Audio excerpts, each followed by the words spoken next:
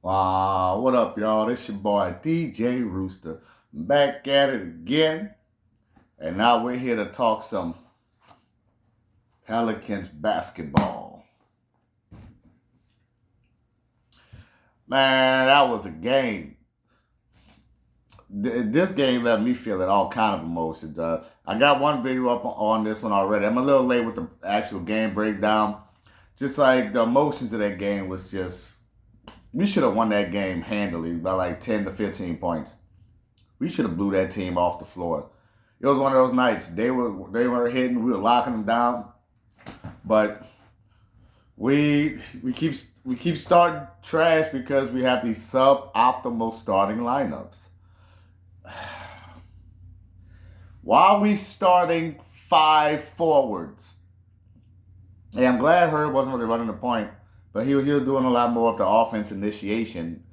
But I don't want to see her bringing the ball up the court. Like no. Trey Murphy pretty much ran the point for like most part. Trey Murphy and Queen, even though which is fine. But start Jose. You got a freaking point guard. Start your damn point guard. It'll make no sense. Jose needs to start, and Missi needs to start. Look, if it's okay to have a change of pace. If that five forward lineup is what you want to do, because it does tend to do better later on in the game, you know. But Queen just needs to sit. He's not ready. He's hit his wall. He's doing too much. Teams have figured out his tendencies already. He's missing shots. He's getting blocked consistently at the rim, and his tunnel vision. He should be limited to like 10, 15 minutes a game. Like there's a difference between quality minutes and quantity. Like you can't just throw rookies out there and say, "Hey, go learn, go get better." Like go through the fight. No, it's better when you're learning, getting good quality minutes. Yeah, you still gotta learn through mistakes, but you learn better from seeing good habits. You learn better from seeing winning formulas. Because now you're just going out there kind of just working on your own game. You know what I'm saying? So like sit back and watch how winning is done. Sit back and watch how pros like operate, and then they'll help you out. I don't get it, man. It's people complain about Willie Green and his lineups. Willie Green had other problems. Lineups wasn't really one of them. But these are the worst lineups I've ever seen in like sports. I don't even know what the hell I'm watching. It's just weird. We got lineups with no center and no guard. We got five forward lineups. Then we also have lineups where we have three guards. Like you putting Jose, PV, and Fears in at the same damn time. And like PV's weird. He got the legs of a forward, but the torso of a guard. You know, long leg, little body, man. If he was a little bit taller, but he has like some guard skills. He's pretty much a guard. I like to call him a guard. You know how they got the combo guards, which is like the one and two. Well, when you mix the two and the three together, I call him a guard. You know what I'm saying? Either guard or goward. So I don't know. Let's try to make that one stick. Little goward. That's what PV is. But then you have that with Queen on the floor too. Like these lineups are garbage. Like it's easy to have positional basketball with this team. Now, finding the most efficient lineups, no, that's going to take a little work, but it's easy to have a good starting point. Like my biggest problem with Golden State, Steph Curry, my favorite player. It was, Steph Curry, Drew Holiday, Chris Paul, Kobe Bryant. Anthony Davis was there, but fuck that guy. You know what I'm saying? Damn, but that's what it is. But yeah, so I follow. So I follow Steph and them, and I got a whole series called "Why Steve Kerr Overrated." Because like Steph the GOAT, he been holding him back, and one of the biggest things that Steve Kerr does is run these tiny, inefficient lineups. But we do the same thing. And a lot of coaches like to copy that. They don't understand that Steph is so great. It's not the system that makes the team great. It's freaking Steph. But people have been programmed to think Steph isn't as good as he is. It's really, I've been saying Steph is in the GOAT conversation since 2015. He just is. And people are finally realizing that. That's why small ball is finally dying. People look at small ball, look at Golden State, say, well, Steph's not that good, so it has to be the system. It has to be. No, he's just that good. Steph could just do that. He's just that good. So I bring that all back to say James Borrega, he's dumb as shit and still hasn't realized small ball don't work. And then like, well, he's gotten rid of like some of the small ball tendencies, but he's still starting Queen at the slow it down because I get excited. Let me slow it down a little bit. He's still starting Queen at the 5. He's not a 5. Zion's not a 5. I don't get it. Like I said, I barely even got to the game. It's just the starts and just starting the game off so poorly. Missi, he came in already, yamming him, rebounding. You gotta have a center. Like, bro, start a center. There. I'll say, why can't I see the home? But start a center, start a guard. Trey Murphy, he did a lot better. Like he's like I said, he's a guard too, because he's like a guard, but like he's a forward. He's a forward, but he has enough guard skills where he can masquerade as a guard every now and then. Just because like he really couldn't put the ball on the floor very well. And for me, as a guard, whether you're a shooting guard or a point guard, what defines guards is the ability to like put the ball on the floor and like and get to your spots with a certain amount of moves. You know what I'm saying? Well, without having you can create your own shots. That's why, I'm not even going to go into, I'm about to get on, I'm about to bust shots at another player, but I'm not even going to get on there, you know what I'm saying? Because, like, if you're a shooting guard, like, you got to score. So you need to be able to break people down consistently. Trey Murphy can't do that. If you're a point guard, you need to have court vision and be able to break down the defense with your handle and deliver, in the passing lanes. Trey Murphy can't do that. So he's not really a guard. You know what I'm saying? He can do enough. And he has enough core vision and enough passing acumen to masquerade as a guard for stretches. But you need to have Fears, Jose, and maybe a little Poole. Because I'm torn on Poole, but because I want to showcase him so we can trade him. Because right now his trade value is the lowest it's ever been. He's getting DMPs like it's the lowest it's ever been. If he could just string together like 3 good games. If he could, like, I think if he could just put 3 good games together, that's all I ask. In limited minutes, then he could get his ass the heck up out of here. About to make me cuss, man. Jordan Poole needs to go. Oh man, I really want DeJounte Murray off this team like ASAP, but like nobody's gonna pick him up. So we need guards. Have him. Missi, back to Missi. You know what I'm saying? Missi, he is one of the best ball trackers like I've ever seen. You know what I'm saying? Like his ball tracking is absolutely incredible. Now his ball awareness still needs work, and ball awareness is being able to watch a shooter and watch the shot. And feel out where the ball is going to go. And putting yourself in a position to succeed ahead of time. Missi's ball awareness still isn't like amazing.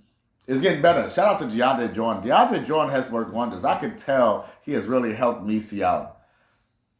That's why I want to see Looney in. Because I know DeAndre's been talking to Looney too. And the more Looney's played, he's shown he's pretty good when he plays. So but Missi's still working on his awareness. So the ball awareness is before the shot. Ball tracking is locating that bitch and getting it after, and like when it's like close to the rim, about to bounce off. When Missi came in, the ball hit the rim and it died off the side. Missi flew. Bad position. He grabbed it off the side like this. Yam that bitch. I'm like, oh. Please start this man. I like start Missi. What's so hard about just starting a standard 5-man unit? Like it's okay. You can bring dudes off the bench. We got the depth because we have so much depth. We could play. We could really play a press defense. Is what we should be playing. Because if you want to get all the players in, maximize every single minute that they're on the court. But once again, you know how I feel about this coaching staff. I think it's trash. Willie wasn't perfect, but he's better than everything that they got going on right now. This is absolute garbage. Every time I see Missi not starting, I see Queen starting at the 5, I just want to throw up. When I see 5 forwards on the court, I want to throw up. That's why the offense looks so bad. And, contrary to popular belief, even though some people kind of, already know this, defense is very overrated. People, I heard somebody say, well, at least, we were scoring a lot of points before, but at least we held the best team to 104. We still lost. You got to score points to win. People would rather lose playing ugly and defensive way than win playing exciting offense. You know what I'm saying? But you can have both. You need both. Because offense leads to defense. This ain't football. This is basketball. Everything's free flowing. One leads to the other. When you score points, you can set up your freaking defense, man. Well, I'm so bad.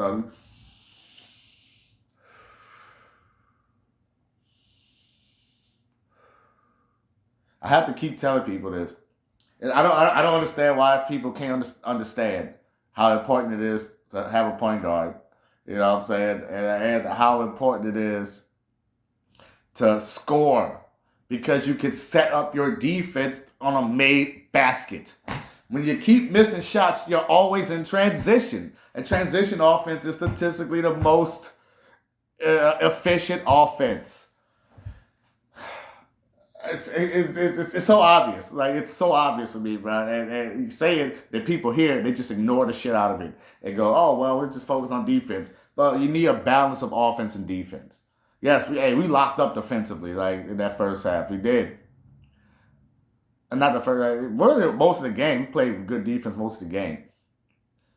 Carlo's awful defensively. He needs to do some defensive drills. He's awful defensively. We still need him for the threes, but He's by far the worst defender on the team. That's where the comeback from OKC, we broke down. Bad lineups, and then you ask Carlo to anchor a defense with 3 guards. So, stupid. Yeah, stupid. But at the end of the day, you need a guard, you need a center. And I know I'm going to sound like a broken record, but I'm going to keep saying it until maybe if one of y'all have a connection, maybe one of them will watch my video, one of these. All it takes is for them to watch one video. You know what? Maybe he's on to something. Offense leads to defense, and defense leads to offense. That's why I say I don't want her, leading the fast, running the point. Because a lot of times when he's getting the steals, if he doesn't toss it out, and he tries to dribble the ball up the court, he's turning it over. We'll get steals, and we'll just turn that thing over. Queen's another one that does that. He'll get a steal, good play, and turn it right back over. Fierce, do the same thing, turn it right back over.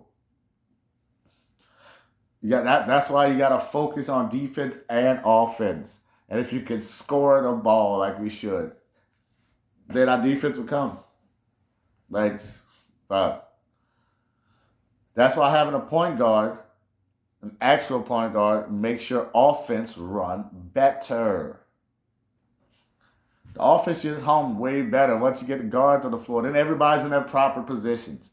And like I said, I'm going over the general now because that's not really much of the game to break down. I did in my other video, kind of ish. As far as really the refs screwed us, because we already know. Look, like I said, we already know the refs screwed us. If it wasn't for the refs, then we win this game. But also, if it wasn't for us playing suboptimally, we all know Herb been foul shy on that play. Shy should have been out. We know that. One of the most egregious calls I've ever seen in my life. I've never seen that before. Dude smacked the hell out of He smacked the hell out of Herb, and he got a technical. Like he didn't even get a counter foul like he should have got. Why did he get a tech? He should have had 4 fouls. Man, see, that's why I didn't touch that. See, look, I didn't even touch on that because we know. We already know. With the Pelicans, we don't get foul calls, and you play against a team that gets a lot of foul calls. It is what it is. So, I guess to wrap the game up, oh yeah. Main point, I came all the way back to say that we played so much one-on-one basketball because we didn't have a guard, and that's what I wanted to end it on, with that section. Way too much one-on-one, especially in that first quarter. We had our 5 forward lineup. It was all just ISOs. Ball wasn't moving around. We don't have enough playmakers. We need more playmakers. But third quarter the game was tight. It was up and down. It's the same thing. It's more the same. Get Queen off the floor as much as he is. Go bigger. I don't know lost word. I pretty much say everything I need to say really about Queen, but I don't think they're gonna listen. I do love Peavy, man. Peavy doesn't get enough love. He reminds me of Tyreke Evans. Remember I was talking about Gorwards earlier. Tyreke Evans was a true Gorward. You know what I'm saying? They'll play him at the 3. He was a guard. Yeah. That's a textbook Gorward. You know what I'm saying? Like he can do it all. He can triple-double monster. I think Peavy, he definitely he doesn't have the ceiling that Tyreke does. Peavy ain't gonna put the ball on the floor like that.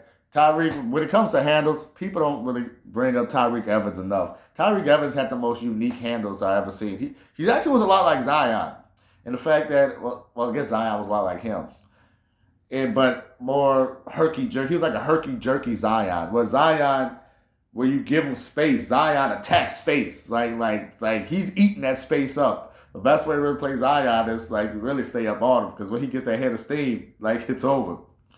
But Tyreke, he would attack the space, because he couldn't shoot, and he would attack it. So I don't know. And his handle was just unique. I've never really seen anyone since or before that had a handle like Tyreke Evans. And that's what Peavy reminds me of, a lesser version. Like his build, say he's a guardward. He has the legs up forward, but he got that short torso. Where Tyreke had a long torso, you know what I'm saying? Long arms. Like Tyreke's arms are long as shit, you know what I'm saying? But his body's kind of short. So similar. So I think Peavy's gonna be really good. You can't play him with Jose and Fierce. You can't do that. Peavy is good defensively when he's supported by other good defenders, and when he's in his proper role. You can't have them all three on the court at the same time. But OKC, bro, I gotta give it up to them. Even though they were, doing OKC things, they're a really good defensive team. They're defensively sound. They're really well coached. Even though they're dirty, I can't stand Lou Dort, man. That guy's dirty as hell. But in conclusion, we already know what the team got to do. How many times I got to say it? The start of a regular starting 5. You can do the 5 forward thing, as a change of pace. Like I said, it works a lot better in the middle of games. Whenever he busts out the 5 forward lineups in the middle of the game, it works a lot better because it's a change of pace. You got to get warmed up. You need your guards and your centers to get you easy baskets and easy looks to get everything warmed up into the flow. Because without the guards and the center to get those kind of feels, every day's just stagnant. That's why that first quarter, the last 2 games, with Herb playing the point, quote unquote, even though Herb was not playing the point. He was playing the 2. He's still playing the guard, but this last game more. But this one, he only brought the ball up the court twice. He initiated some of the offense, which is why he had, pretty good stats. And speaking of stats, you know what I'm saying? Let's go over the stats real quick before I'll close it out for the conclusion. Zion, yes. We got to keep Zion, and just we need a coaching staff that's going to bring the best out of him. Now, Zion was +4. He was the only plus Pelican on the team. Everybody, no, him and Sadiq Bey. And y'all, please stop talking about C.J. McCollum. Please stop talking about. Y'all make me mad. Hey, there's not too many Pelicans. I don't think there's a single Pelican that I dislike more than C.J. McCollum. Even Eric Gordon. Yes. Even more than Eric Gordon. More than Omer Oz. I don't know about more than Omer Osik. Hey, that's a little pushing it. Omer Osik was, but my homeboy, he hates oh damn! I wish I could think of his name because I was sending him this clip that we did. When I think of it, I can see his face. Chris Kaman. That's his most hated Pelican. I used to like me some Chris Kaman because every time he talked shit about Chris Kaman would hit a shot. Man, it was crazy. It was like Chris Kaman would listen to this dude. He'll be over here talking Chris Kaman so garbage. Roof, I think he's all right. He's an awesome guy. But I digress. You know what I'm saying? Sadiq Bey, 16, 13, and 5. He was a +2. Everybody else was 0 or minus. Trey and Herb, they were 0. But they have a pretty decent stat spread. Trey was disappointing, bricking everything. Trey was garbage. But if you put them in better positions, because like I say, I could have talked about how, Trey, all that. But at the end of the day, you need a good foundation. And if you don't have a good foundation, bad shit happens, Yeah, Trey, he shot trash. A couple more of those shots go in, win this game. He only had 10 points, but he had 5 rebounds and 5 assists because, he was running the point. And then Herb, he had 9, 5, and 5 as well. Damn, the same thing. I keep saying they're the same player, bro. They like the same player. But Herb, he was doing more to initiating the offense in the half court, which is where he got his, assist, which is a lot better than him bringing the ball up the court. I don't want to see it. I do not, never, stop, never. And I'm glad they did,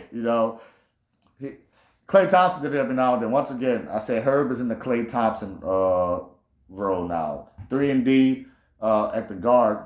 Klay Thompson's also more of a guard because he didn't really have too many guard skills. But that's a whole thing. But he was better than Herb though. He was a true guard. He was a true guard. He had enough guard skills to be both. Herb is just a forward masquerading as a guard. Like he can get it. He can get his skills up.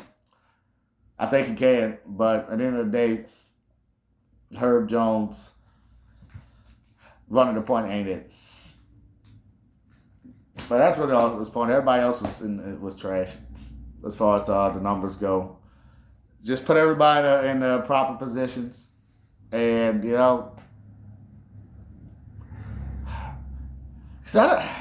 all right. Like I was gonna end it, but if y'all stick with me for this part, because it's just hard to even understand where this team is going. Should we tank? Should we keep going? I really think this team is good, but we just need the right coaches to put it together.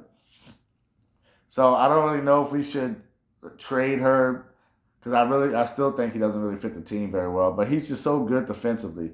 His hands are so amazing. Once again, I really wish he moved his feet better. I wish he would bulk up too, because he's too small. I wish he would bulk up. Then he could be an elite defender, but he has some great hands and great instincts. So, he has deficiencies because him and Trey, it's hard to put them both on the court at the same time. But now that Trey, but that's a good solution. Maybe they're thinking about this. If you could use Trey more as a primary ball handler, then it will work. Then you really need to use Zion as a primary ball handler, really. Point Zion needs to come back. I don't understand. If you're not going to start Jose, which you should, but if you're not going to start Jose, then make Zion the point. Because you already have Sadiq Bey and Trey as your main scorers. You don't need Zion to force shots. And then Bey and Trey are going to be out of position. You already got your 2 scorers. Zion really should average 15 to 18 points a game. And explode in certain matchups when we need him. Zion has the tools to play that role. And remember, basketball, all forms of competition, especially basketball, is about roles. It's about roles. And Zion, he can play the point better than the rest of the starters. And then everybody else could slide to their natural positions. Then Herb could play off ball, he could cut, throwing lobs. Zion could throw that boy lobs. He could throw Missi lobs. Zion a Missi connection. And Bay could just play the Brandon Ingram role. Because Brandon Ingram. Bay the Brandon Ingram. Had too many B's. Sadiq Bey can play the Brandon Ingram role. Wow, that's a tongue twister. Which he is. Like that. Sadiq Bey is our Brandon Ingram now. He replaced both CJ and Brandon Ingram. He like condensed those roles into one, which is what we needed.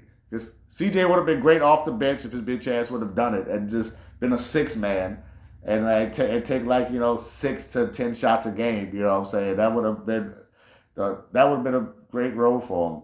But see, Sadiq Bey was able to condense all of that together. So I guess that's gonna be it. This your boy DJ Rooster. Like, follow, subscribe. Pretty sure that's everything I want to say.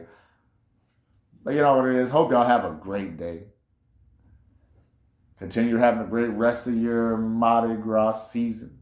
If y'all here in the wild, Jim, continue having a great 2026. Check out some other videos. Kiss your loved ones. And I'm your boy Rooster. Wake your ass up. The Wallace never sleeps. You heard me?